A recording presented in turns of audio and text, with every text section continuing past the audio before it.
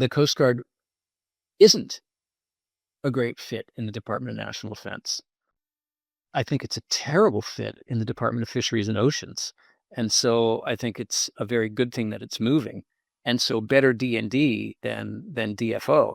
But I do believe personally that there's a strong logic to placing it in the Department of Public Safety. This is the Expert Series podcast from the CDA Institute, Canada's premier defense and security think tank. I'm Josh Malm, and it's Friday, September 12th, 2025. How are you going to do it? Canada is revisiting all of its expenditures presently, from top to bottom. Just recently, our Prime Minister announced a $6 billion new effort to secure our Arctic, Canada's Arctic. So we're working very hard now with our colleagues to implement a series of changes. We'll have much more to say about that financially. Canada is overhauling its approach to Arctic maritime security through three major developments: the integration of the Canadian Coast Guard into the Department of National Defense, the launch of construction on two heavy icebreakers, including the Advanced Polar Max class, and its partnership with the U.S. and Finland under the trilateral Ice Pact. These initiatives are a direct response to rising geopolitical interests in the Arctic, the operational demands of a melting north, and longstanding coordination challenges between Canada's civilian and military maritime services. Chris Henderson joined us today to discuss the implications of the integration of the Canadian Coast Guard into the Department of National Defense, construction of new polar icebreakers at Seaspan and Davie shipyards, the Ice Pact, its significance for trilateral industrial cooperation, and the expected capabilities of Canada's new icebreakers. Chris is the former Deputy Commissioner of Operations at the Canadian Coast Guard and currently on contract to Seaspan shipyards with a keen focus on the recently announced icebreaker collaboration effort between the United States, Finland, and Canada. This is the Expert Series.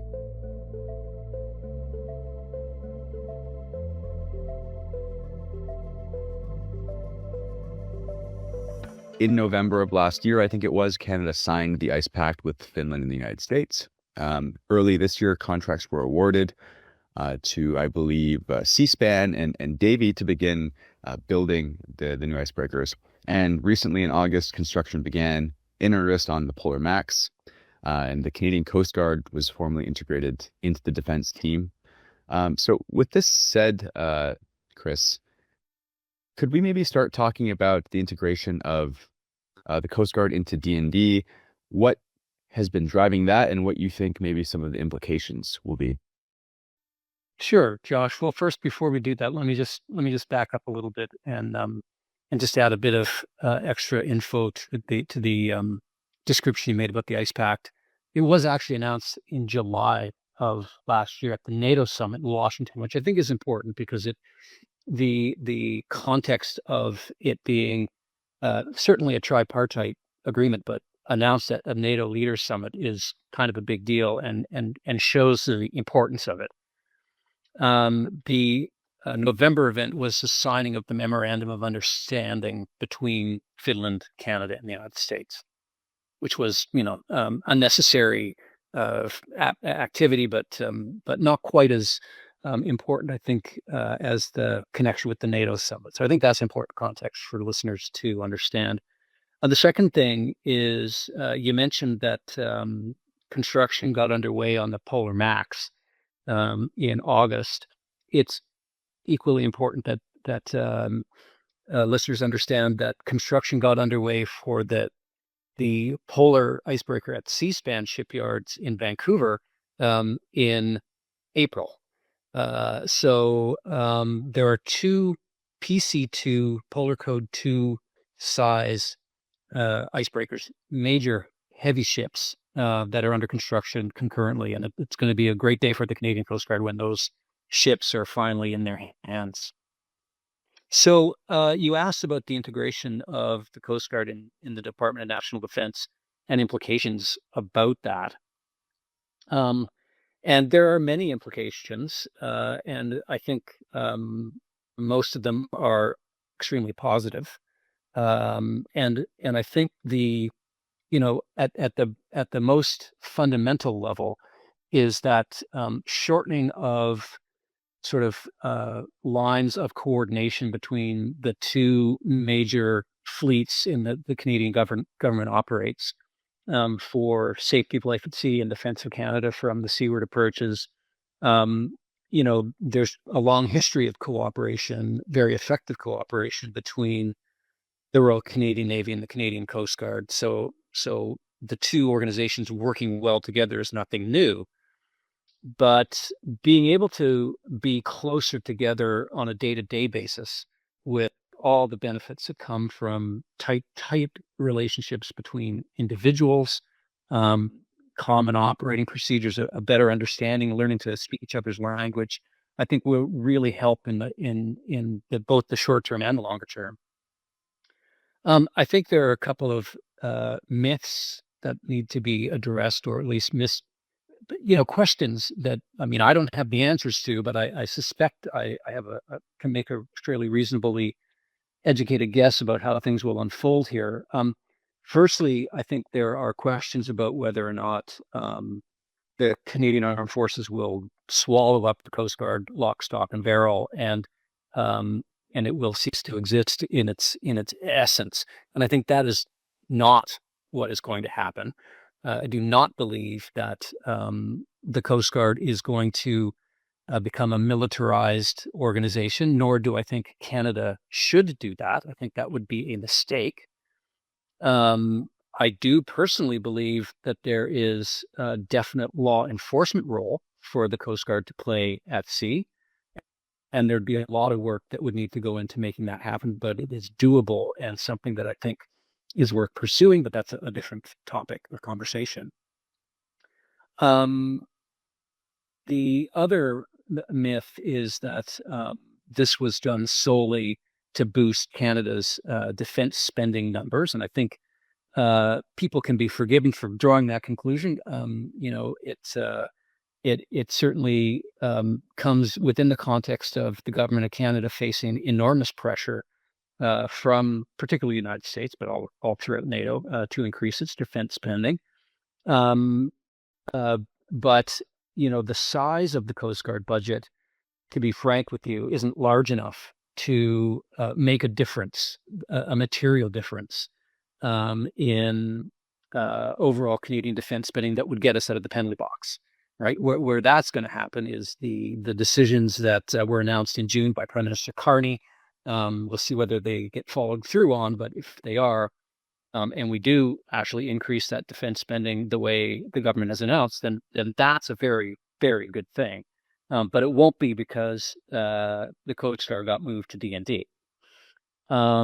And I guess the third thing, and I guess I'm just sort of foot stomping the first one. In conversations I've had with people, they're quite critical about the idea of the Coast Guard becoming part of the defense team, defense family, what have you, because they say that the Coast Guard won't bring any combat power to that, and again, it just needs to be reiterated that that is not the role of the Coast Guard. It shouldn't be that. There is enough work that is important. Work at sea and in that whole, sort of on that spectrum of conflict, I think people will recognize the idea of hybrid warfare or operations less than war, and the concept of being left of bang, right? So things that are somewhat below the threat, or anywhere below the threshold of conflict. If the bullets aren't flying and there's torpedoes aren't being shot off ships, then there is space for the Coast Guard to work in a diplomatic, in a maritime safety sense, in all kinds of ways to help reduce conflict, build confidence, and particularly that's true in the Canadian Arctic, which is an area where there's a ton of attention being paid, as we all know.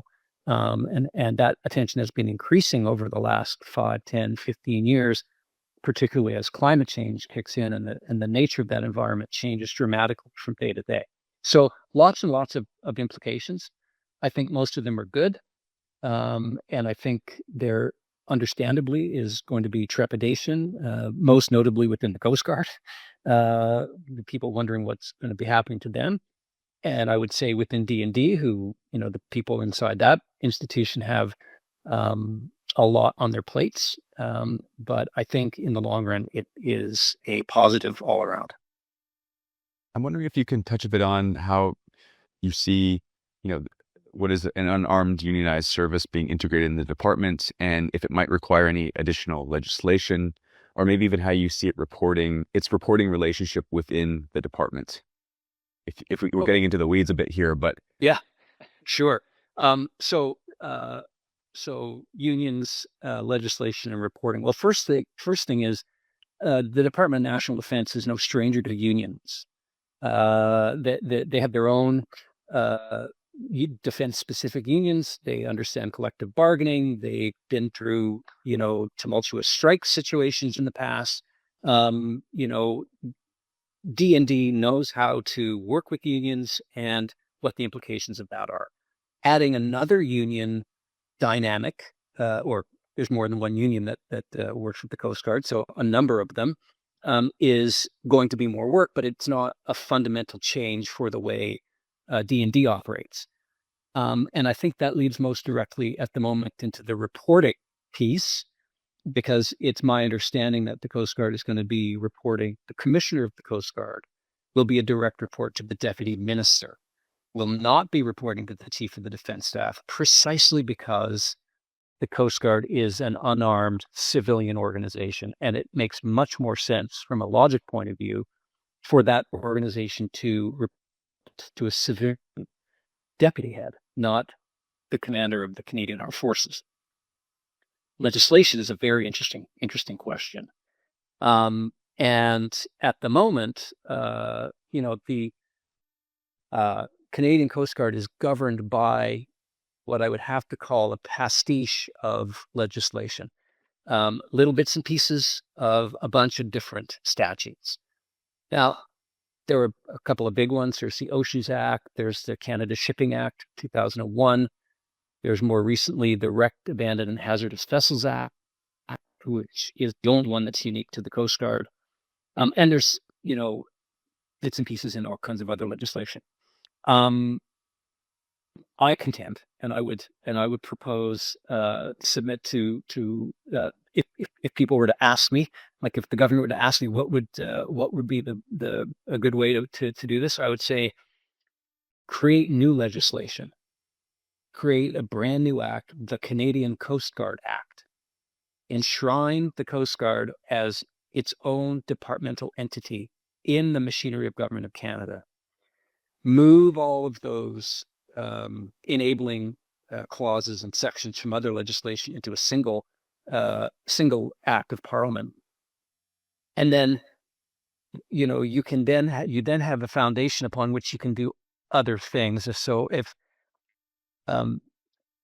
it's hard to overstate how important the minor change was that happened earlier on this year from a legislative point of view when the government introduced, I think it's Bill C2, it might be 5, I can't remember the exact number, but anyway, it's the border bill, within which they included the new national security mandate for the Coast Guard, which was the first time that a national security mandate was enshrined in legislation for the Coast Guard.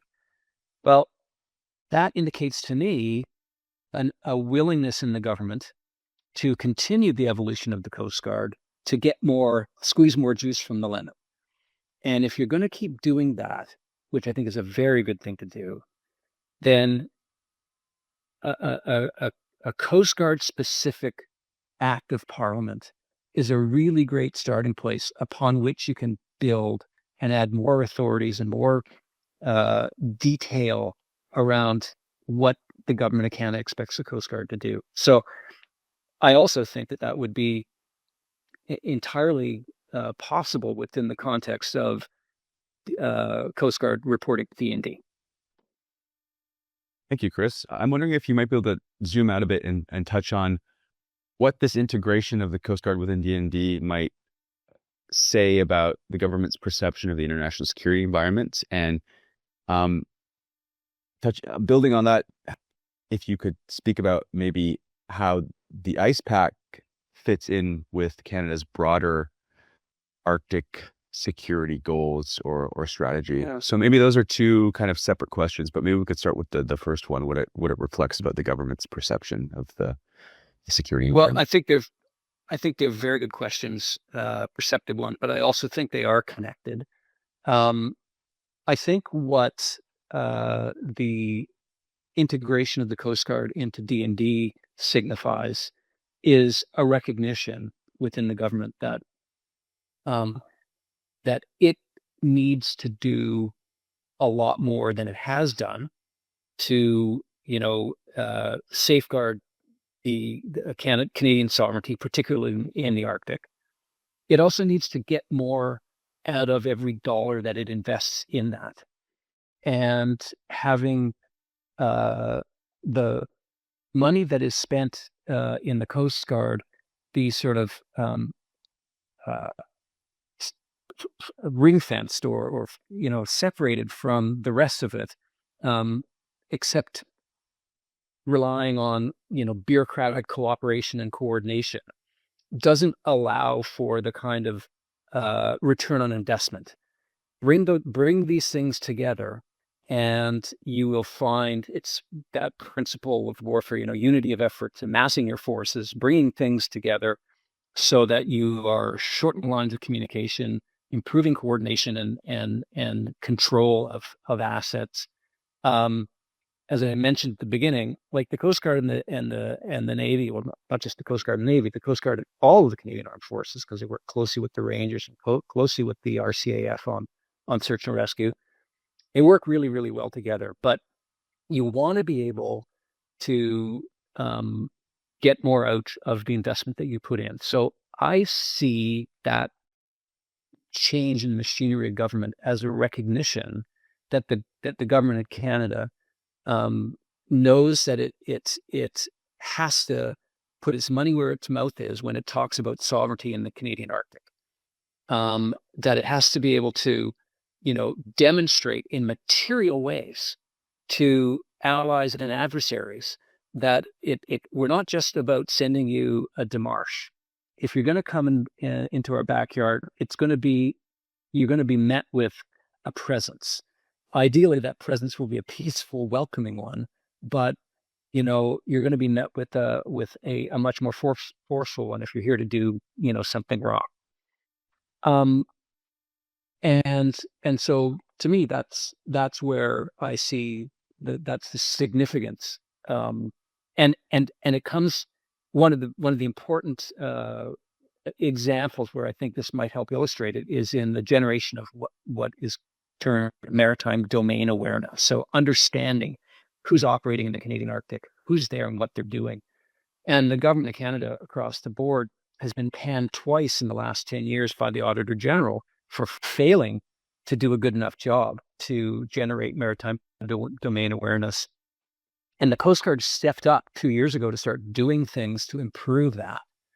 And of course, the Navy already runs the Marine Security Operations Centers, of which the Coast Guard is a part, and that integration will help to improve that overall picture that we have in the Arctic. So there's what I think that it signifies is that it's that recognition of needing to do more. Connecting that to the Ice Pact is, I think, it was a very clever sort of geopolitical move on the part of all three countries, Finland, Canada, and the United States, to demonstrate a political will to join, to do more with relationships that already existed, but to make them more overt and focus them on shipbuilding for a very complex product. Icebreakers aren't easy to build, but they're critical for being able to control the Arctic reaches. And so Canada joining the Ice Pact, being one of the founding members of Ice Pact, is another example of the government of Canada saying, here's a concrete thing we can do to work more closely with our allies, both Arctic allies and NATO allies, right? To demonstrate resolve. And the other really interesting and I think important aspect is that connection with industrial policy, right? Like it's harnessing and encouraging the industrial investment, which is part of a hugely important part of that national power.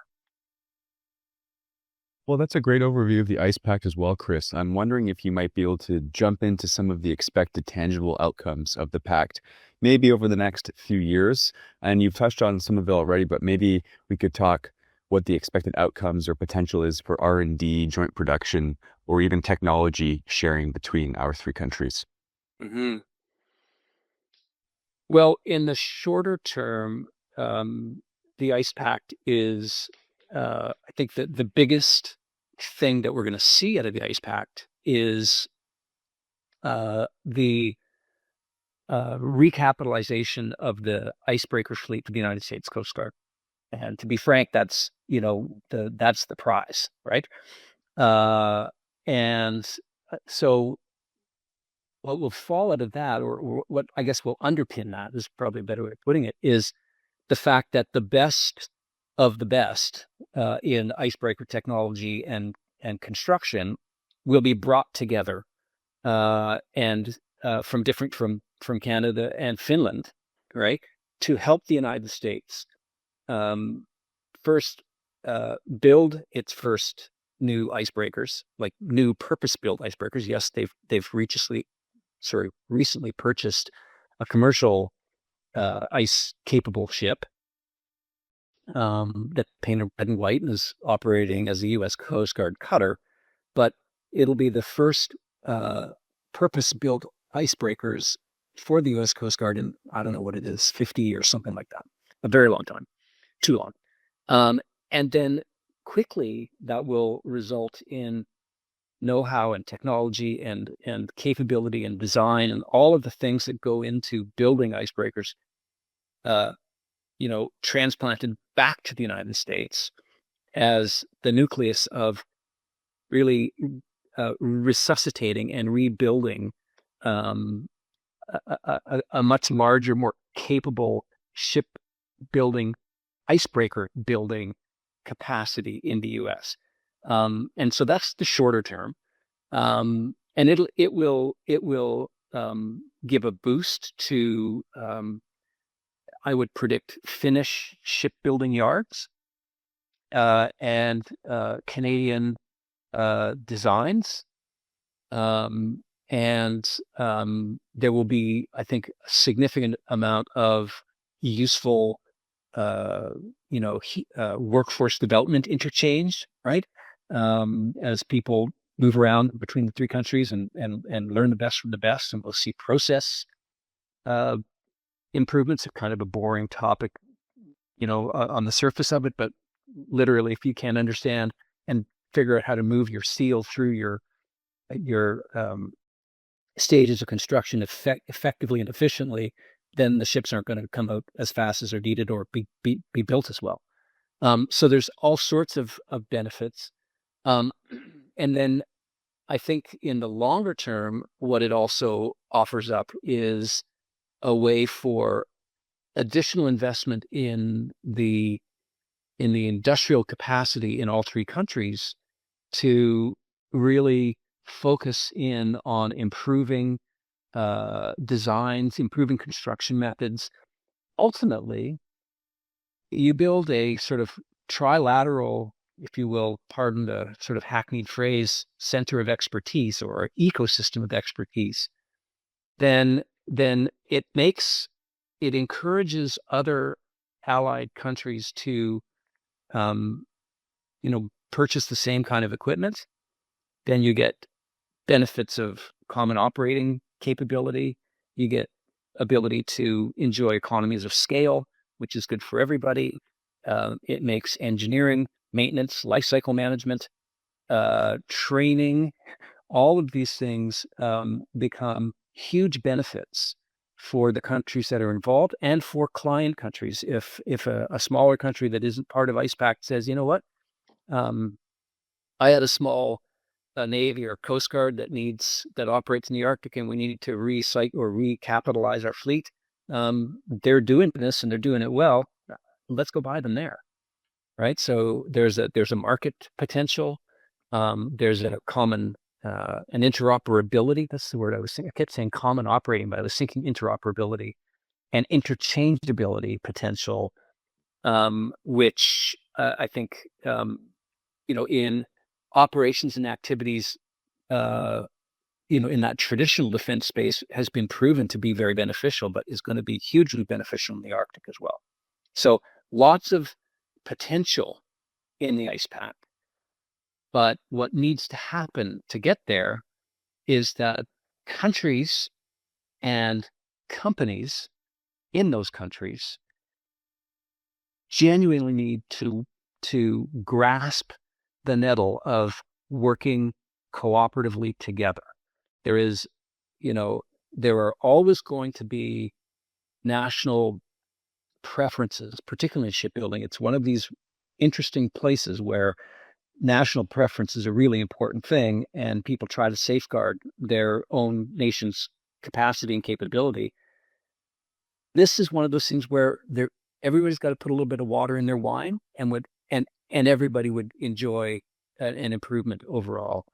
And the same is, the case with commercial competition, right? We can't and we don't want to eliminate commercial competition, but there needs to be give and take. There needs to be partnerships, and commercial executives, operators in Coast Guards, and the bureaucrats that run these institutions and politicians that give them their marching orders all need to, put their money where their mouth is when they talk about the rhetoric of the partnership, but make the partnership real, make it strategic and long term, and then help the commercial players get over their fear, genuine fear, and probably not misplaced, that if they reveal their cards too soon, then their intellectual property is at risk, right? And that's really one of those things that is a bit of the fly in the ointment and needs to be dealt with delicately and with due consideration to what is a real concern for commercial players. Well, thank you for that as well, Chris. Very robust answer. Very insightful as well. I think we probably should have started with this question at the top of the discussion. But when it comes to obviously the icebreaker fleet is aging. When it comes to the new design and the new requirements we'll need, what kind of capabilities can we expect the new fleet will have, and how, if at all, would it be an evolution on the current model of icebreakers we have? So what can we expect from the actual icebreakers once they're ready to go, and what do they need? Well, the first thing I should say is, I'm not an icebreaker expert, so it's not. This is my my response based on working within the Coast Guard, but not actually driving an icebreaker. But the ability to, and I know this sounds sort of too basic to even say, but the ability to break ice is first and foremost the thing that an icebreaker needs, and it needs to be designed to break ice in a manner that meets the functions that ship is going to be performing. So you can have an icebreaker that is a commercial icebreaker that needs to be able to, deliver goods to, say, an offshore platform, or it's a relatively simple commercial activity. I say relatively because I'm sure it's not that easy to do, but as opposed to a Coast Guard icebreaker, which needs to be able to escort ships, break free a ship that's beset in ice, which requires remarkable ship handling that would be absolutely terrifying for most people to be involved in, because it involves operating very, very close to another ship at high power, with sudden releases, and people need to be able to, understand how the ship is going to function. So it's got to be able to break ice in a way that it's designed to meet the operational requirement, which is, escorting ships, breaking them out of when they're beset in ice. Think of ferries off Newfoundland, right? With people and cars on them. They have to do scientific research. They have to be able to do search and rescue. They need to be able to carry equipment to do, environmental response. Now with the national security mandate, I anticipate they will increasingly be called upon to have, electronics that can do surveillance and intelligence collection. They need significant connectivity, satellite connectivity to shore, ship to shore, and also between ships in the fleet at sea. And these are all, not all of these things exist today, but they all need to be, they're also all activities that are being refined over the years. And so the new ships need to be refined and have the ability to operate effectively as those activities are refined. And so what we will see is not just replacement of, you're not taking your old 1980s car and replacing it with a new thing that drives the same speed and the same distance. You're changing it to something that can do all of those things that it used to have to do, but has the growth potential and the ability to do more and to absorb technological upgrades, right? A good example of that is flying drones off icebreakers and then being able to operate them from the ship and make sense out of what they see and get them working. That maritime domain awareness piece is one of those areas where there's been huge developments technologically. The application of artificial intelligence to dealing with mountains of data, that's the kind of thing that needs to be able to get built in into the new ships. And one of the things that is being, thought through and will be put in place with the new ships is that ability to create modular payloads. So if you can picture something fitting in a 20-foot sea container, then if it can fit in something that shape, then it can be added onto an icebreaker relatively quickly, and that allows flexibility in terms of mission packages, speed in terms of being able to switch from one job to the next, and a great deal of flexibility for the Coast Guard to make a bigger contribution across a wider range of activities for the Government of Canada. Well, Chris, you've been an excellent guest today. Thanks for joining me. You made my job as the host very easy. Thank you for your very knowledgeable and in-depth answers to our questions. And some of these might have seemed like obvious questions to you, but part of the CDAI's mandate, as you well know, is to educate a broader audience, but defense as well. So I think some of these answers, particularly around what does the icebreaker need, what will look like, are going to be very insightful for our listeners. With that said, I wanted to give you one final opportunity to maybe give any final reflections or thoughts you might have, or if you think maybe there's a part of this conversation, a part of the conversation that we missed, or maybe if there was something important we didn't bring up that you think is also essential for the discussion. I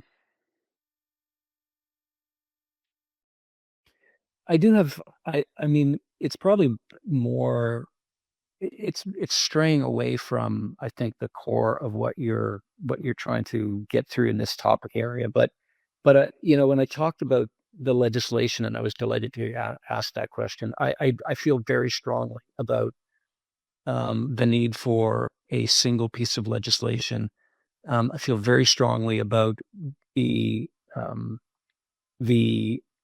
adoption of a law enforcement mandate for the Canadian Coast Guard, which does include arming, but doesn't include militarization. And that's a different kind of topic area, but I do think it's an important one. There's a lot more here than just Ice Pact and getting new icebreakers and the joining to DND, Coast Guard is a hugely important national institution that is an instrument of national power. I don't think sees itself as an instrument of national power, but certainly is. And yet the tools, whether they're physical tools or enabling things like legislation, regulations, policy, are not in the hands of the Coast Guard. And in my view, very clearly they should be. And I could probably be accused of being a bit sort of Ottawa-centric in this point, but it's also my view that the commissioner of the Canadian Coast Guard is not, a subordinate position in an organization. The person, part of a Coast Guard Act should be the designation of the commissioner of the Coast Guard as a deputy head in their own right. And the Coast Guard should be a department in its own right, so that it can, take, what's the right way of putting this? Be an equal partner at the table and, compete in that knife fight for resources that every other department competes in. And let's be clear, the Coast Guard is a bigger organization in terms of capital, equipment, and people, and quite a number of other departments that have their own ministers, have their own deputy heads, and aren't instruments of national power. And for some reason in Canada, we've seen fit, or we've accepted the subordination of the Coast Guard in other departments, which have, I think, left the Coast Guard unattended and underappreciated, and it's not had the sort of ministerial, financial, or policy attention that it deserves. So I know that's a completely different kind of line of conversation, but it's a maturing of the Coast Guard. I think the move to DND is the first step in that. And just to throw a final wrench in the works, Josh, I actually, my own personal view is that the Coast Guard isn't a great fit in the Department of National Defense. I think it's a terrible fit in the Department of Fisheries and Oceans. And so I think it's a very good thing that it's moving. And so better DND than DFO. But I do believe personally that there's a strong logic to placing it in the Department of Public Safety alongside the Royal Canadian Mounted Police and the Canada Border Services Agency and the security that the CSIS, that's Security Intelligence Service, because those are organizations that the Coast Guard also works with every day, right? And it's a civilian organization, and we won't have to worry about concerns about militarization and I could go on for a long time about why I think that's a better place, but I wasn't asked by the people in the Privy Council office to give my machinery of government advice.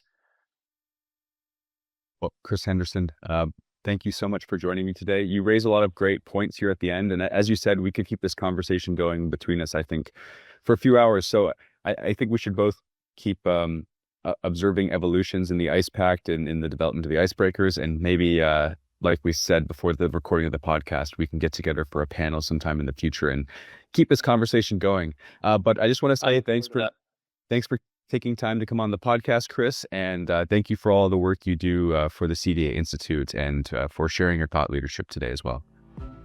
And that's all for today's episode. If you want to learn more about the CDA Institute, follow us on social media, visit our website at cdainstitute.ca, or subscribe to our newsletter for the latest updates on Canadian defense and international security. If you have comments or feedback about what you heard in today's edition, email Josh at cdainstitute.ca. I'm Josh Malm. Until next time.